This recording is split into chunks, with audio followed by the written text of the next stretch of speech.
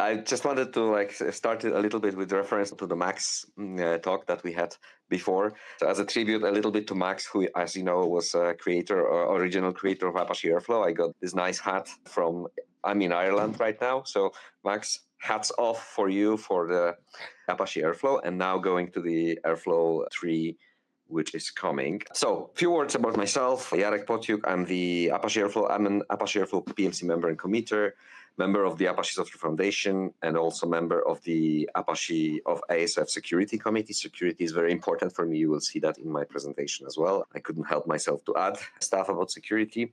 But our talk here today is not about me, it's all about Airflow. And as you know, probably those who watch it know already, but just a short reminder, Airflow is an orchestrator.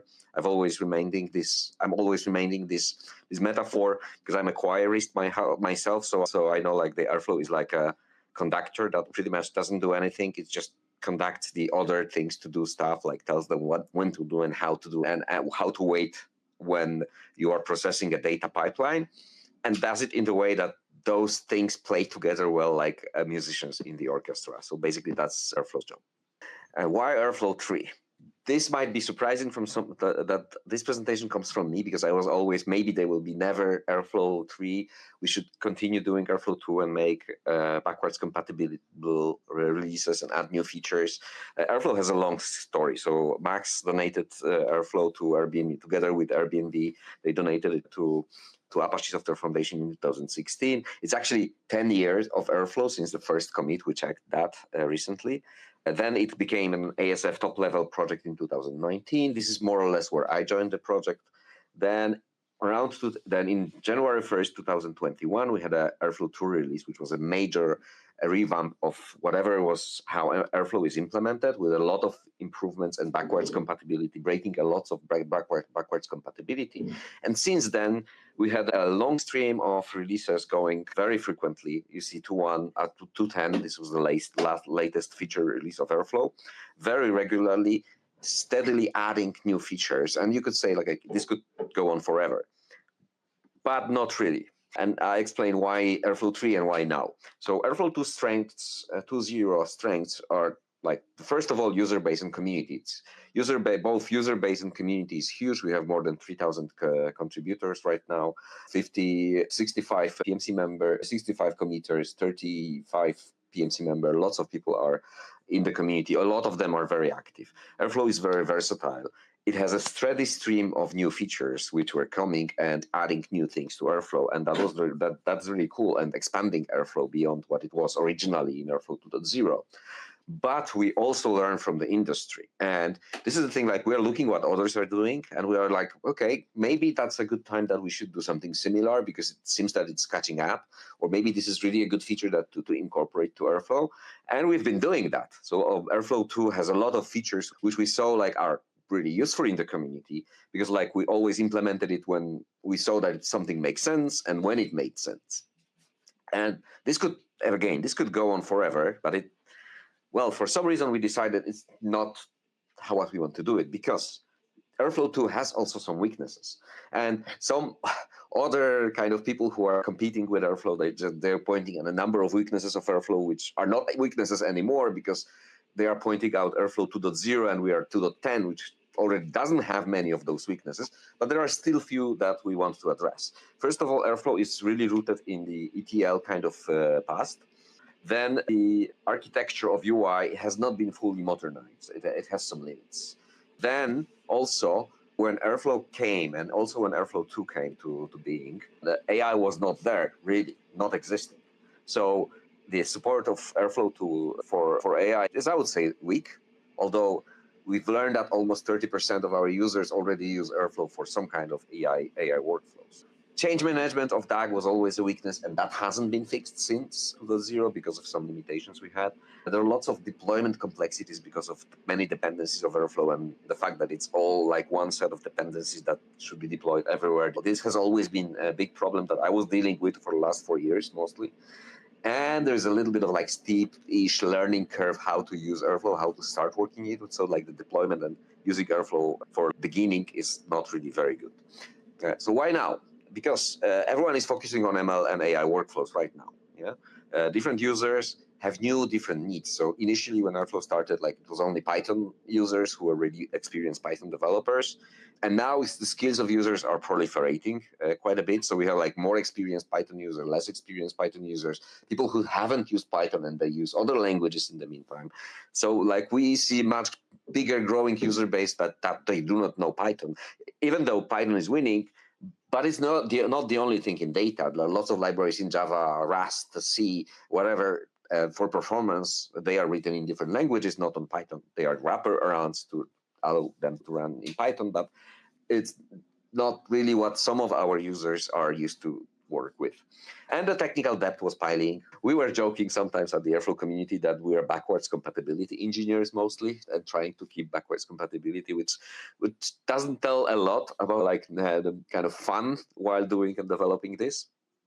Uh, and also like one last thing, and this was also mentioned in the intros for the conference and in the talks this morning and yesterday, the streaming is so much more important right now. So importance of streaming and inference of data for machine learning AI workflows is becoming they are becoming much more used. But we think that we should be more prepared for like streamish experience, not like full streaming experience, because that's some of the things that there are better things than doing streaming, but like streamish experience is something that we want to be ready for. Some basic principles, like what we thought about, like when Airflow 3, when we developed it, thought about Airflow 3. First of all, Airflow 2 features will continue to work with a few exceptions due to that were already deprecated. Generally speaking, your migration from Airflow 2 to Airflow 3, if you want to use it in the old ways, if you did it in a good way, the way that didn't generate warnings and the way that we promoted should continue working. So the smooth migration for existing users is an absolutely top priority for us. Also, AI machine learning data workflows are first-class citizens. They are not like afterthought. Like in Airflow 2, they are kind of, okay, you're doing this, you put execution date by millisecond, increase it, and like just some kind of hacks around it. Right now, we just want to make them like the full first-class citizens. We want to enhance scalability, performance, and the enterprise-level security through some architectural changes that we implement, because we know Airflow like kind of it was really like Max has done fantastic job starting it 10 years ago, but it was 10 years ago. And the architecture is more or less unchanged since then. With a few exceptions we did in Airflow 2. And security became much more important. So like right now we are refactoring and changing Airflow internals so that to make it better for enterprise level expectations now. Also assets and partitions iceberg, like all the things that is very hot right now, and assets in general for machine learning, not only for ATL. So those are the first class citizens, and they are native for Airflow 3, and they should be kind of considered as a super native thing for Airflow 3. Also, making Airflow easier to deploy and learn was very important for us, so that like the fresh users can just take Airflow, take it to a spin, get even a small production level workflow with without setting up all the kind of complex things, while still being able to set up like Celery, Kubernetes, database, whatever, for a kind of real production heavy workloads. So just going to the actual changes, the UIs. So first part of changes, or first group of changes, is UI. And we have like modern web application, API. It should be AIP, sorry. No, it's not. It's both modern web applications and the API that we are implementing. And there are a number of AIPs, which is Airflow Improvement Proposals. Sorry for the mix-up. So this is just a short glimpse of what we are looking at. Modern navigations, a lot of information surfaced when you need it and how you need it, a lot of ways to interact with it in a modern React way without kind of like waiting for things to reload and being like just snappy interface. And this is something that like the old interface will be completely gone in Airflow 3. Like this will be whole new React UI interface, and we have a whole team of people working on it. And you can see some glimpse of what's going on, and just kind of modern approach to showing the same information that you already used to see in the same similar useful way that Airflow was useful, but in a more snappy UI modern way. Things like that. Yeah, things like the way how you show the status and graphically visualize your workflows. A second thing that is important is like DAG versioning. And DAG versioning has been requested from many people many times. And you will now be able, this is like, again, a little bit of glimpse. It's being like heavily developed right now. So this is a glimpse. Like you will see that this DAG, particular DAG, has different versions. Yeah, you can see the triangles in the middle. You can see that some tasks are already not active because they were in a different version. So this is one thing that happens. Then you can see like you cannot clear this task because it doesn't exist in the current DAG. So we can see that things changed. This was like highly requested by a number of people. And then you can see the version of the DAG, which is like automatically computed, and we have some hash to show the version, and then you will be able to see history of your DAG. This is like a very important feature that lots of people wanted. But going back to something that we are very keen on, and like lots of people are working on, that is the internal architecture. And I grouped that a big set of changes under the single task isolation, although there are like 4 AIPs that are kind of consisting that, and we have lots of others that will follow. So it's just the beginning, really. So basically, we are introducing an enterprise level architecture for Airflow, where the database, which usually the Postgres database on the left, it was used by everything in Airflow. Yeah, like worker, you have like the original part on the left side when you have worker talking directly to Postgres. That's the kind of original Airflow architecture. It will continue work in a sense that you will still be able to run the salary workers in the same kind of cluster, but the database connection there will be gone. So everything that will be running as a worker side will be remotely working and communicating with over the firewalls, over the HTTP with the Airflow, not over the database. This is like a huge change that impacts all the architecture internally, and we are absolutely convinced that we have to do some breaking changes in order to make it happen because of improved security, improved deployability, easier way to manage dependencies. And then there are a number of consequences and great consequences of doing that. And this is something that a lot of enterprise users also ask for. And we are doing that in the way, and this is the important thing. Today, a PR was merged, like make a local executor to work using the new API, which means that you'll still be able to use the same approach, like deploying Airflow locally, and it will work without all the complexity of firewalls, HTTP communication between them. So this is also responding to the like make Airflow easy to use locally and easily without knowing all the internals of the architecture. So we have Task SDK, no direct database access from tasks, a small set of dependencies for tasks and workers, much smaller than it used to be, which addresses a lot of problems people had with dependencies in Airflow. The very important, like small, no, it's not small, it's a big one.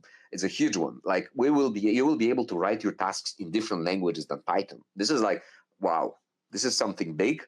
We are not yet fully comprehending what it means, but we think our users will make a very good use of that. And we're very excited about that. Then there is remote task execution, which means that, and this is very cool because one of our PMC members already is doing that in a kind of pre-release version, like kind of, hacked together and put together several things. So you'll be able to run a worker of Airflow on like a small Raspberry Pi or something like that, small device, and execute tasks there while the whole Airflow will be running in a central location, and they will be communicating over HTTP. And this is a huge thing because, for example, one of our PMC members is using that for testing devices, the actual devices. So this opens up for all the kinds of possibilities that were not possible before because Airflow task was generally heavy. Right now, it's going to be very lightweight, and it can be run in a different language as well. So this means that the tasks can be much faster, and that leads to the other part, which kind of streamish kind of interface. The overhead so far for Airflow and running tasks was huge, and we are decreasing that a lot, enough that we, by increasing scheduler capacity with other ways, other architectural changes as well, we will be able to run like very small sub-second tasks easily without the overhead that it was incurred in Airflow before, which means that we are getting much closer into the streaming world without all the overhead that we had before for deep database communication, starting Python interpreter or even forking Python interpreter. This is not going to be needed anymore. And in Airflow 3, you will be able to run your tasks, small tasks with low overhead. This is like great for like inference tasks, for example. And it's almost streaming. It's not like the Kafka kind of streaming. It's almost streaming. And this is going to be open a whole new set of use cases for Airflow. Plus, like external event-driven scheduling. That's something that people ask as well. So we will be able to trigger DAGs and tasks from outside. So the edge execution, I already told about agent execution, very low overhead. Enterprise level security, because the edge execution, which means that this small task running somewhere else will not communicate with the database, it will use the HTTP. It will support multiple platforms. So you'll be able to run the Edge executor on Windows. Like what? Okay, it wasn't possible right now because we had limitations, but now you'll be able to run a native the Edge executor on Windows and only have Airflow on Linux, which a lot of our users also expected and wanted. And multi-language support, I already talked about that. Now, a big task, big part of it is also like DAG authoring. This is like, oh, this is a huge part which we want to make it easier and more better for users for those who develop that to develop DAGs. And one part of it is like data assets and partitions. So one thing, assets are the native things in Airflow, and you will be able to mark your tasks with assets, which will mean that the assets will be tied to the task flow functions that are being executed. And yeah, you will be able to schedule tasks on different assets, not only on schedule, on development, on time, but only on the assets, and schedule them internally on those assets. So like one task can produce one asset and another task in the same time will be running on these assets and all the different kinds of things. This is already pretty much implemented, but this means that the core of that is that when we have an asset and we will write to it, we will be able to do all the kind of things that are kind of native now in Parquet, or no, in Iceberg and Parquet as well. So you can have partitions, and you can, for example, have workflows that only work on one partition of an asset. It is still defined as an asset, and when one part of the asset is defined, is written by one part of your DAG pipeline, only the part of the same assets is rewritten in the other part of the pipeline. And you can do incremental workloads only acting on parts of the same assets. You don't have to do kind of manual asset partitioning. The partitioning will be included and native for Airflow 3. And this is wow, fantastic, because you will be able to prepare the data for Iceberg data from Airflow incrementally in the partition. Wow, that's great. But also a lot of people have problems with Airflow DAGs only sitting in one folder and being parsed every time, because that generates a lot of problems. So we have a new concept of DAG bundles, where you will be able to specify where the DAGs are coming from. Is it a file? Is it eventually a zip file somewhere else, or maybe S3 bucket or whatever eventually, and how often it's being parsed, how often those bundles are being reparsed into the DAG structure. This is currently happening the same for everyone. Now you will be able to define your own ways how to do that on different DAG bundles. And that's also our users heavily wanted us this to implement. And this is going to happen. So yeah, internally it's going to be done like that. There will be DAG bundle bucket that will provide the way for DAG file processor to query how often should I parse, what should I parse, where I should get the DAG from. And even more interesting, you will be able to write your own DAG bundle backend, which means that you will be able to develop your own ways how our DAG file processor is reaching out and getting the DAGs to be able to parse. And eventually, those DAGs, they will not be even you will not have to implement them in Python. They could be reaching to a DBT model and creating DAG from them natively, which is not possible now. It's not going to be possible in Airflow 3, but a lot of what we think, Airflow 3.0, but maybe in 3.2, 3.4, 3.5. So we are thinking ahead on how to make Airflow into this kind of workflow of workflows where people are working on a smaller part of the DAG in their own native solution, like DBT, for example, and then Airflow can incorporate that easily, very similarly to what Cosmos is doing right now in Airflow 2. In Airflow 3, it's going to be natively possible, and after Airflow 3, we will make more and more work building on the foundation that we do there to make it happen. Easy deployment and running. So we have a standalone Airflow that we are going to improve and be able to run in a kind of production way, maybe even.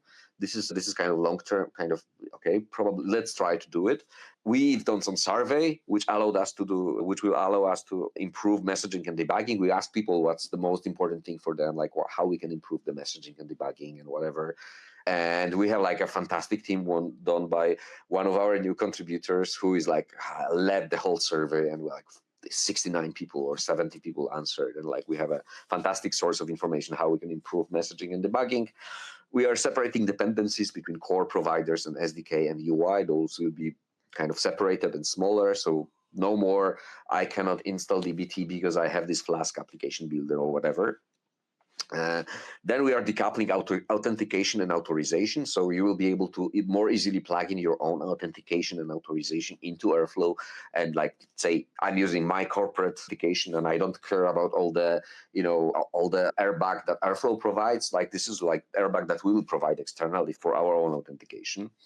And we will have some enterprise-grade deployment options. So, like with the separation of the core and scheduler from like workers and DAG file processor, this will allow for much better enterprise security in there. Speaking of security, this is like a salsa threat model, and I'm now talking with my kind of security hat on. This is all about like we are focusing a lot about Airflow security, and we've done that for quite some time. So this is like the salsa threat model is all about like building and releasing and using software in a secure way. So we are right now in Airflow. We have done, thanks to some of the funds we get last year, we have done a fantastic improvement in the way how we are handling security. It's really like top-notch level of security of Airflow itself. We have security team which is very, very responsible and we are just dealing with a number of things in a very nice way, a very well organized way. So this part is done. But one thing this is not what isn't done yet is like Airflow has more than 700 dependencies. And we are running a project called Airflow Beach Cleaning together with Software Foundation, together with Alpha Omega Fund and Python Software Foundation. So this small Python you see in there, it's a Python security logo, which was developed by my friend from the Python Software Foundation. They're really cool. So we are working on a project which will take like 1 or 2 years maybe, where we want to review and improve security of all our dependencies or help them and actually put the money, like channel the money from our big stakeholders into our dependencies to help them to improve their security. This is a kind of experimental project that we are running and leading in that space. But we have a lot of things to happen also in the future. React UI plugins, UI controlled backfills. So you will be able to run the backfills from the UI, which is like, wow, cool. People wanted it. Explicit template fields to make it easier to author your DAGs. Lineage auto hook instrumentation, which is like, wow, the lineage will be so much, data lineage we produce will be so much more useful thanks to that. Enhanced CLI security, where we split off the CLI from the Airflow application. A multi-team approach eventually, that will be future. That is something that all the changes we do in Airflow 3 are actually make it easier for all these things to be implemented. And asset auto read write. So right now assets are just, like logical assets, but they will be physical files that you will be able to read and write. And from there, you will be able to get events from that. That's something that we plan in the future. And Airflow is more active than ever. We're like hundreds of pull requests merged during a week. 138 in last week, as you see. We have more than 3,000 contributors. We have a lot of users. That's only GitHub stat, but we have lots more users. But the thing is, like, everyone in the community right now is focused on making Airflow 3.0 happen. And we have it's probably like 50 or 60 people working continuously only on that, because we stopped releasing Airflow 2 new features. Everything we do now is going to Airflow 3. So we have a whole team, and the fantastic thing is like all the people are working together. Doesn't matter if they are from Airflow, Astronomer, Google, Amazon, Microsoft even started to contribute recently to our community. Lots of individual contributors like me. Everyone is aligned on single goal, making Airflow happen soon. And probably everyone has questions when, and like I do have some answers later. But before that, how our users are affected. So our users are not affected that much. I mean, the migration process will be as smooth as possible. Generally, if you're already using Airflow in the good way that we recommended, without lots of deprecation warnings, the migration should be just, you switch. Basically, you just test it on 2.11 that we will prepare. If everything works there, you switch and it should work. This is the ideal thing. Of course, there are some backwards compatibilities removed and some small things that you might be used to and you will have to change before. But if you make things on 2.11 without any deprecations, you just switch like that and it should work. So the migration process should be super smooth. And as of then, you will be able to do a lot more things with Airflow that you couldn't be able to run before. So the question is when. Everyone is waiting for that. I have like 2 minutes. So the idea right now, and this is something that we are working for, and this is the goal, is, okay, it's early Q2 2025. This is the time that we want to have Airflow 3.0 in hands of our users. Some of our users will be able to use it before, kind of in the pre-release versions, and we invite anyone who would like to use it before. But like Q2 2025 is the time that we right now thinking about.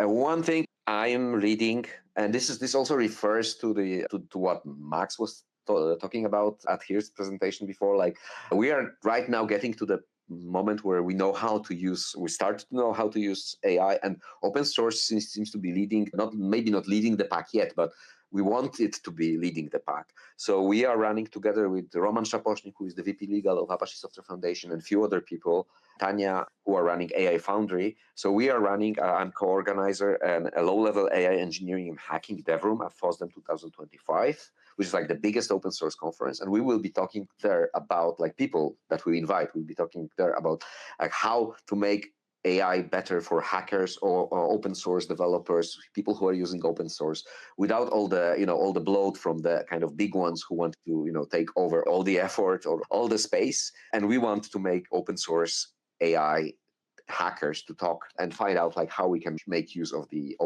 AI with the open source tooling and with the open source governance. This is also an important part of what we are doing. So it's on the 1st, 2nd February 2025 in Brussels, in Belgium. That's it for me.